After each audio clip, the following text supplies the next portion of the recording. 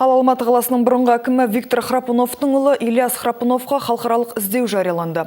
30 жастағы кәсіпкердің ұйымдасқан қылмыстық топ құрып, оны басқаруға, заңсыз жолмен алынған қаражат пен өзге де мүлікті заңдастыруға қатысы болуы мүмкін. Енді Интерпол Храпуновтың өзі мен әйелінен бөлек балаларында құрыққа ілуді көздеп отыр. Бұған дейін Женева прокуратурасы Храпуновтың бірнеше қаржы ұйымдарындағы есепшоттарын тоқтатылып, тергеу амалдарын бастағандығы туралы хабарлаған еді. Қазіргі кезде ерлі зайыпты Храпуновтарға қатысты бірнеше деректер бойынша бас аяғы 24 қылмыстық іс қозғалған. Ал бұған дейін Швейцарияда тұрып келген Ильяс Храпунов осы елдің ең бақуат азаматтарының қатарына енген. Ол ұзақ жылдан бері инвестициялармен айналысып, миллиардтаған капитал жиған болатын.